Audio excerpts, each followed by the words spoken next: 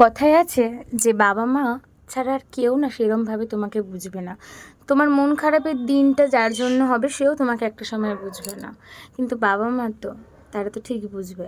হঠাৎ করেই বাবা আমাদের ফোন করলো যে মা আর বাবা আমাদের বলছে যে তোরা এক্ষুনি বেরিয়ে আয়, একটা জায়গায় যেতেই হবে, খুব এমার্জেন্সি।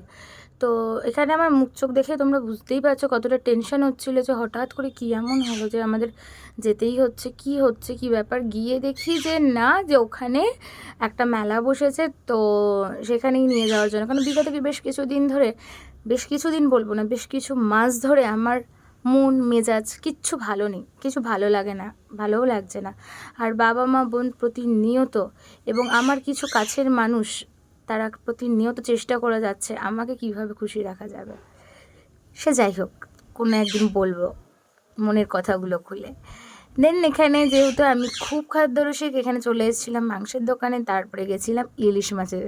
তো ইলিশ মাছটা আমি খাই, বাট অতটাও ভালোবাসি না, কিন্তু ডিমওয়ালা ইলিশ মাছ হলে আর কোনো কথাই নেই। তা আমি আর বোন তাই দেখছিলাম আর কী কী মাছ এখানে পাওয়া যাচ্ছে। দেন বাড়ির জন্য মা কালীর ফুলের মালা আর এই গোলাপগুলো দেখে আমার খুব মিস করছিলাম একজনকে। যাই হোক, সেই গোলাপটাও আমি তাকে দেবো। আর এই ফুল টুল নিয়ে আইসক্রিম খেয়ে এখানে গাড়ির জন্য ওয়েট করছিলাম। আর একটা জিনিস এত আজকে খারাপ লাগছিল, আমাদের সমাজে এমন একটা পরিস্থিতির মধ্যে, এমন একটা জিনিসের মধ্যেও অনেক মানুষ আছে যারা কি সুন্দর আনন্দ করছে। আমি বুঝতে পারি না তারা কিভাবে আনন্দ করতে পারে। আমরা তো সবাই এক, আমরা এই যুদ্ধটা সবাই একসাথে লড়ছি।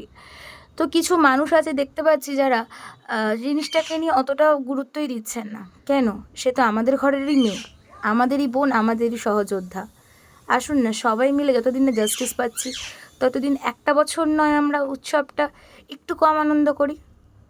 জাস্টিস পেয়ে গেলে পরের বছরে দ্বিগুণ আনন্দ করব। সেই তিলোত্তমা যেন দেখতে পায় যে না, আমার বোনেরা, দিদিরা, মায়েরা, বাবারা, ভাইয়েরা সবাই মিলে আমার হয়ে লড়েছে। আসুন আমরা সবাই একসাথে বলি, উই ওয়ান্ট জাস্টিস।